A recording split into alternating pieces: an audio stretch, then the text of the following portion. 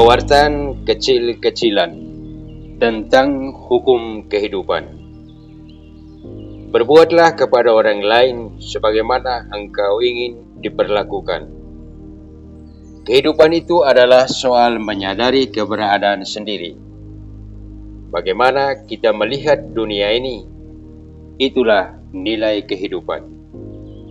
Jika kita penuh dengan kegembiraan, maka dunia ini merupakan tempat bertumbuh kembang kebaikan.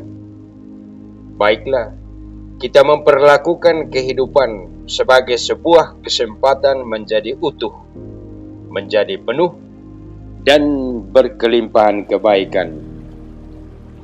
Bagi Nabi Amos, kebaikan itu adalah Tuhan.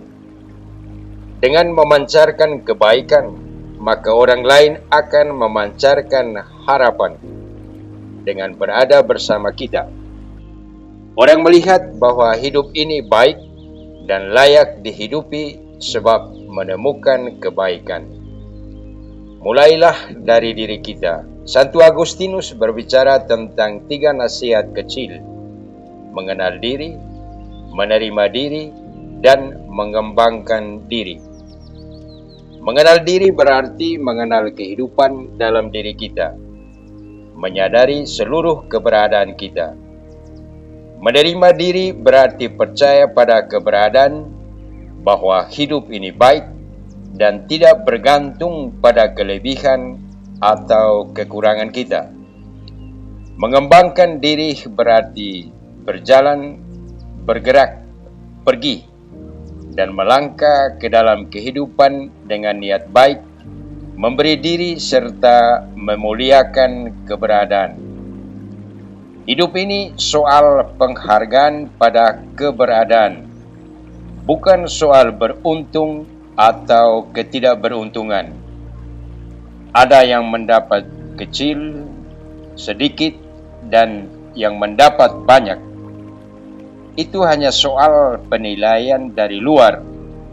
Tetapi seseorang yang berdiri teguh di atas kakinya sendiri, di pusat keberadaannya, tidak terganggu, tidak tersinggung, tidak emosi oleh penilaian eksternal. Ia memberi diri dengan pasrah, ikhlas, jujur, meski dalam keadaan miskin. Karena itu, mulailah dengan keyakinan bahwa hidup ini utuh dan penuh kebaikan, betapapun penilaian eksternal atas keadaanmu berbeda. Seperti janda miskin di Injil Markus 12:42, Lukas 2:12, juga ibu janda dari Sarepta, 1 Raja 17:9.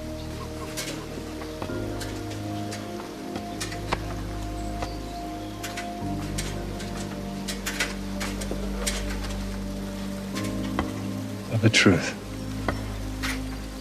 I say unto you that this poor widow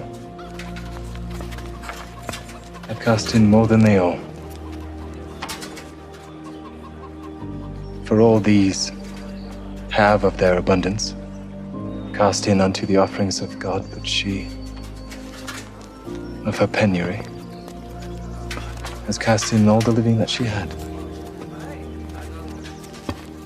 Dalam pemberian derma kecil di Kanisah, memberi dari kemiskinan, demikianlah engkau harus memberi diri dari nuranimu, sebab Tuhan memberi dirinya untukmu juga. Kita sebetulnya tidak berderma untuk seseorang, melainkan untuk kehidupan yang ada pada orang itu.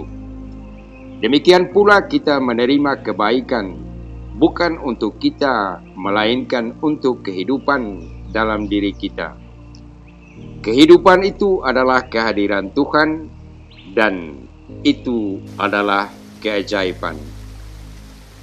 Benarlah kata penulis Amerika Serikat Helen Keller, segala sesuatu memiliki keajaiban, bahkan kegelapan dan kesunyian.